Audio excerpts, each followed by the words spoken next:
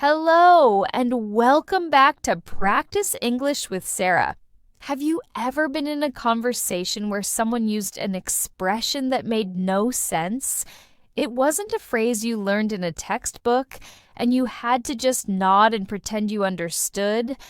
Or maybe you want to sound more like a native speaker, but you feel like your vocabulary is stuck in a loop of the same old words.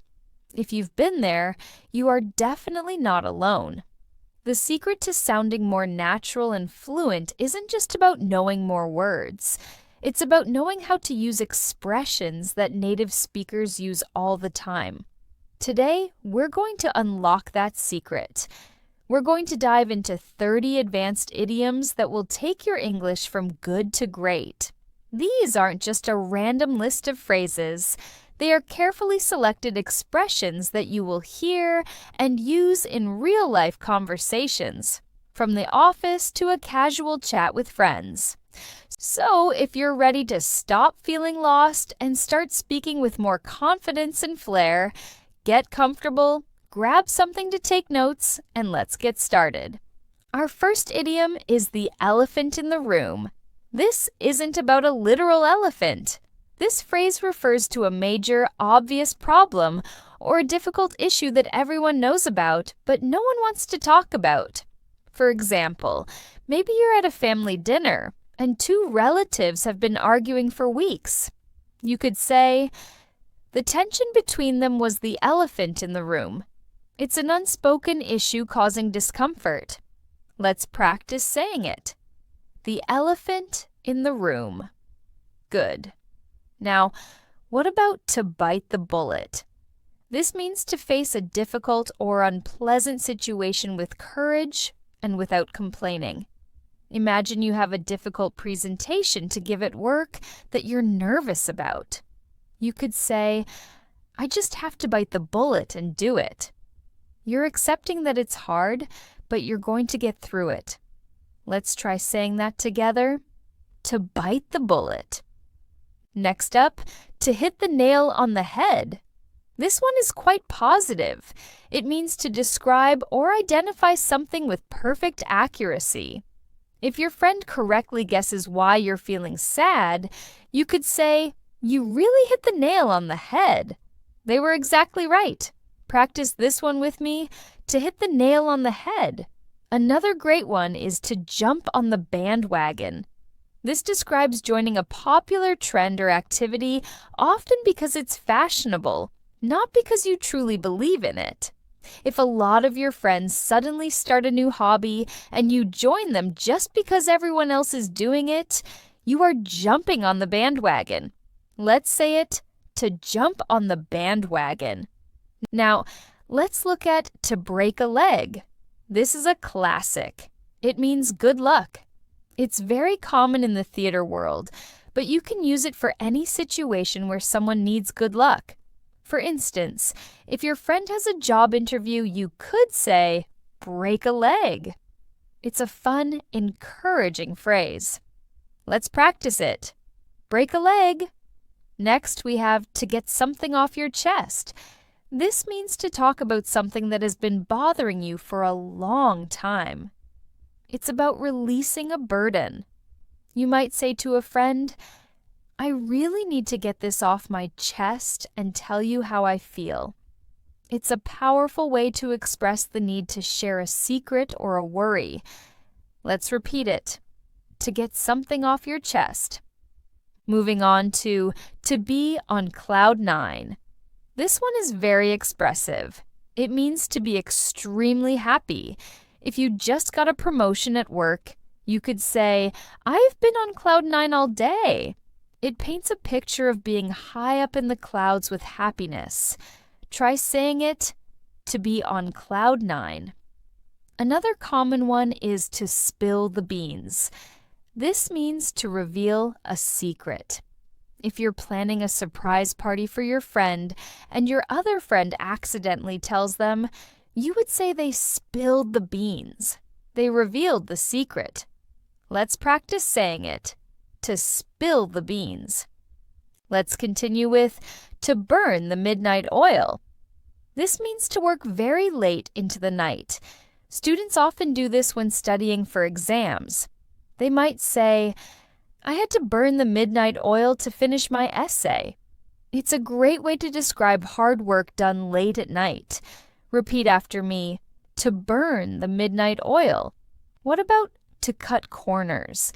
This means to do something in the easiest, fastest, or cheapest way, often by sacrificing quality.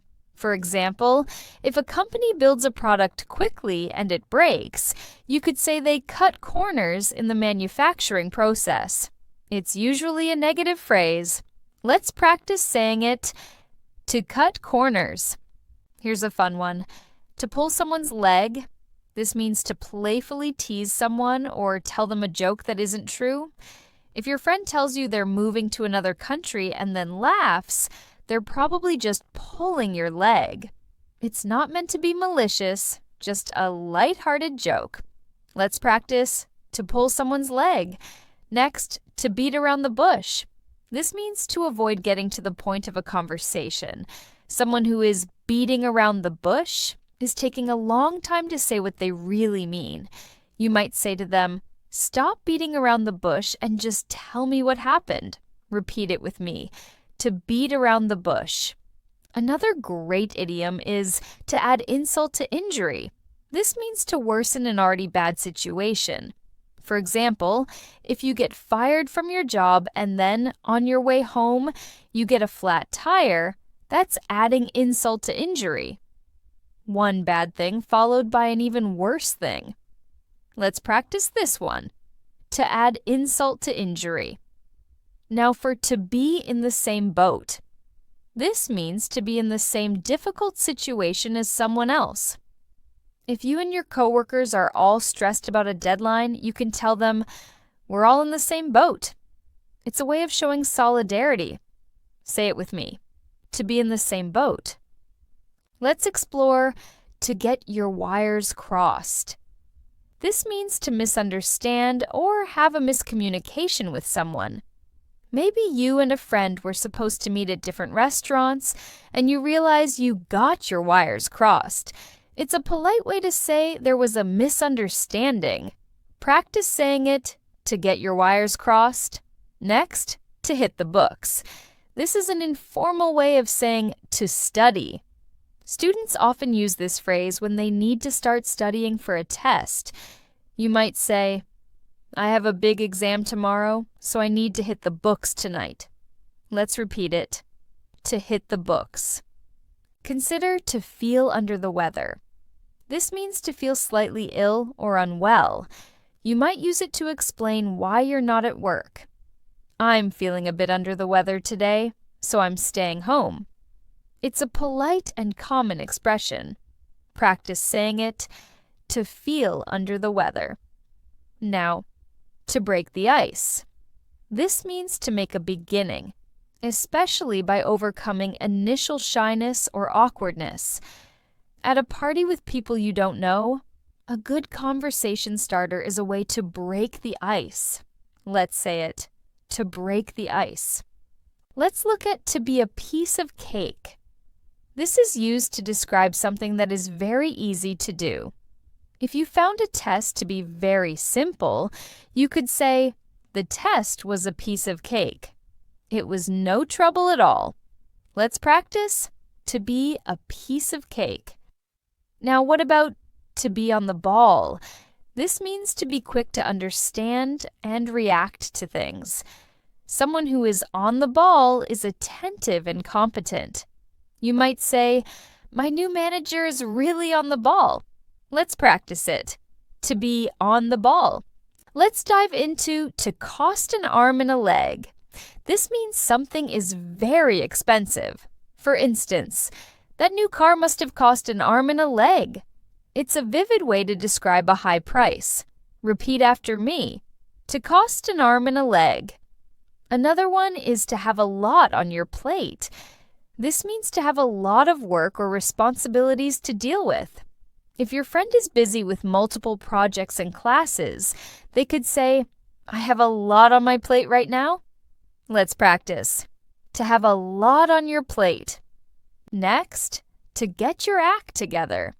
This means to start acting more competently or to organize your life. If someone is struggling and unorganized, you might advise them to get their act together. It's a strong phrase. Say it with me, to get your act together. What about to be the last straw?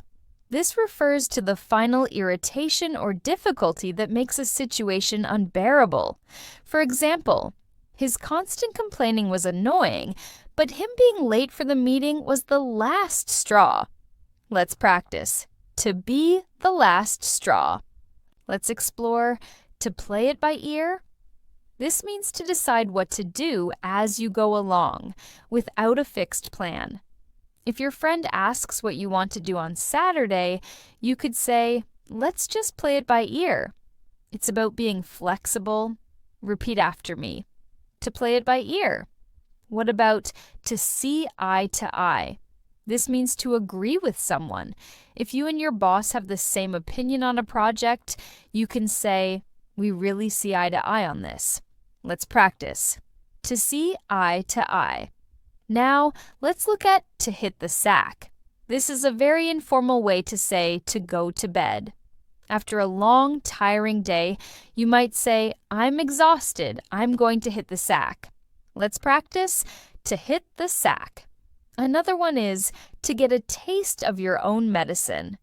This means to be treated the same unpleasant way that you have treated others. If someone is always rude, and then someone is rude to them, they got a taste of their own medicine. Let's repeat, to get a taste of your own medicine. Finally, a few more for you. To be up in the air. This means that a situation is uncertain or undecided. Our plans for the trip are still up in the air. Let's practice to be up in the air. Next, to call it a day. This means to stop working on something for the day. We've made a lot of progress. Let's call it a day. Let's practice it. To call it a day. And last but not least, to be a dime a dozen. This describes something that is very common and therefore not very valuable. These vintage jackets used to be rare, but now they're a dime a dozen. Practice with me. To be a dime a dozen. I know that was a lot of information, but the key to mastering these idioms is practice. Don't try to learn all 30 at once. Pick 3 or 4 that you like and try to use them in your conversations this week. The more you use them, the more natural they will feel. These expressions are the language of native speakers, and they will make your English sound more authentic and fluent. They are the little things that make a big difference. I hope this lesson has given you the confidence to start incorporating these phrases into your daily life.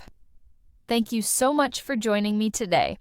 Don't forget to subscribe and hit that notification bell so you don't miss our next lesson. Keep practicing, and I'll see you next time.